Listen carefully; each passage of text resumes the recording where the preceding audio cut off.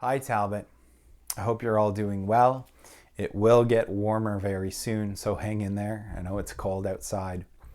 I wanted to share with you another psalm this week. This is Psalm 60, and it begins with some instruction. It says, "To the choir master, according to Shushan Eduth, a miktam of David, for instruction. When he strove with Aram Naharaim and with Aram Zobah, and when Joab on his return struck down 12,000 of Edom in the Valley of Salt." This psalm was written in the context of war and battle. At some point, Israel and David went to war with Edom, and Joab and David led the troops into battle. And the reason it resonated with me is because our politicians and our leaders and our media are describing this situation with coronavirus as a battle more and more. We're hearing coronavirus being described as the silent enemy. We're talking about our nurses and our doctors and the people who are working still as frontline workers, which is a military term, people being on the front line, people being in the greatest place of risk. It's everywhere. More and more people are using this military imagery to describe our situation. So I hope that we can find some connection with this psalm in our days. It says, "O God, you have rejected us, broken our defenses. You have been angry. Oh, restore us. You have made the land to quake. You have torn it open. Repair its breaches, for it totters. You have made your people see hard things. You have given us wine to drink that has made us stagger." Now, we've talked about, is this a divine punishment? And I've said before, and I'll say again, I don't know. God hasn't told me one way or the other. I know he has used war and disease in the past for punishments, and I know that there are punishments that are not due to his judgment. But the point is not really, is God punishing us or not? Because when we look at what the punishment feels like to David, we can relate to that. When it says, "You've broken our defenses, you've made a breach in the land and in the defenses," we see that and we feel that when we look at our healthcare system and the breach that it has been made in it, especially in places like New York and Italy and Spain, where the healthcare system has been overrun. And we're just scrambling to patch up the walls right now. We understand that. When it says, you have made the land to quake, you have torn it apart, it totters. We see that in our neighborhoods. We see that in our world.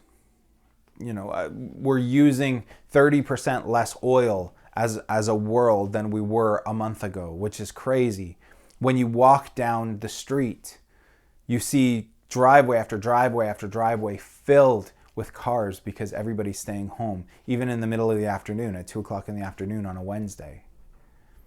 The world, in some ways, we don't recognize anymore, which is difficult and it's stressful and it's hard. So we can relate to the disruption and the chaos. And yet, even though David knows that God is causing this as judgment and he sees God's hand in this judgment, he doesn't run from God. Instead, he turns to God. It says in verse 4, "You have set up a banner for those who fear you, that they may flee to it from the bow, that your beloved ones may be delivered. Give salvation by your right hand and answer us." The banner would be a piece of cloth that was raised up high on the battlefield. And the retreating army would see it and they would run to it and they would rally to that banner. And then once they got to the banner, they would have enough strength to be able to turn and face the foe, and there would be security and there would be safety there. But our banner is not a cloth. Our banner is not a plan that our governments are going to come up with. As Christians, our banner is Christ. Our banner is Jesus. He was the one who was raised up, that all the beloved of the Lord might be delivered and might be saved. And we look to him in these times as much as any time for salvation. David goes on, "God has spoken in his holiness. With exultation I will divide up Shechem and portion out the vale of Succoth. Gilead is mine. Manasseh is mine. Ephraim is my helmet. Judah is my scepter. Moab is my wash basin. Upon Edom I cast my shoe. Over Philistia I shout in triumph. I love that passage because in the midst of the defeat, David knows God has not lost control. God is still sovereign. God is still in control. All of the earth belongs to his. And the seasons and the times and the different waves of events that go through it are just part of how he works his plan in our world. A plan that we don't see, a plan that we don't understand. And as he allows these things to happen to us, we sometimes struggle and we doubt and we suffer. But God is always, always in control. And all of it is his. And that hasn't changed today. But David continues, who will bring me to the fortified city? Who will lead me to Edom? Who will give me the victory? Have you not rejected us, O God? You do not go forth, O God, with our armies. O grant us help against the foe, for vain is the salvation of man. With God we shall do valiantly. It is he who will tread down our foes. In the midst of the uncertainty, we are looking for solutions. We're looking for answers. And there are different solutions being thrown about right now. Do we lock down longer? Do we isolate more? Do we increase the stakes here and try to quarantine and kill this thing? And that's some people's opinion of what we should do. Other people are saying, we can't do this forever. We can't do this for months or years. We need to reopen. We need to take the risk. We need to get the economy going. And I see a problem with both of those approaches. Not that there aren't legitimate concerns with both thoughts. There are.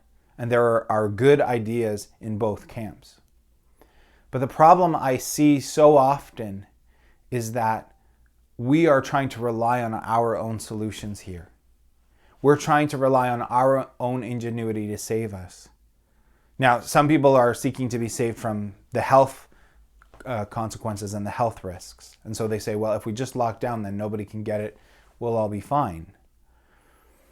And there's, again, validity there. Other people are looking at this and saying, if we do that, things may actually be worse. We may never get the country and the economy and the wealth back that we had. And there are legitimate concerns there. But remember, as Christians, our salvation is not in our health.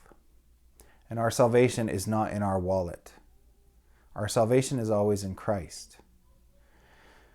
Man's salvation, humanity's salvation, has to lie in one of those two things, right? It has to lie in healthcare, has to lie in pocketbook, it has to lie in the pursuit of happiness. But man's salvation is vain because it can't provide those things forever. It can't provide health forever. Even if we lock down forever, people are still going to die. If we lock down forever, even if we don't get coronavirus, we're all still going to die. And at some point, health runs out. In the same way, the economy, the money situation, at some point, you can't spend your money anymore. Nobody takes their money with them when they die. And money itself doesn't provide us salvation in the long run. So let your faith be placed in Jesus. Let your faith be placed in God's salvation. God is working. And whether there's going to be a miraculous end to this coronavirus, or God is going to work through human ingenuity to bring it about, or whether it's just something we're going to have to deal with, God will save us. God provides for our needs. We've been talking about that a lot on Sundays. He will provide our physical needs, and we will be thankful for that. And God also is going to save us through death. So when our health fails and things get bad, God's salvation is still there. So look to him, because he will save us. I want to read the last two verses again. Oh, grant us help against the foe, for vain is the salvation of man. With God we shall do valiantly. It is he who will tread down our foes. God bless you. See you Sunday.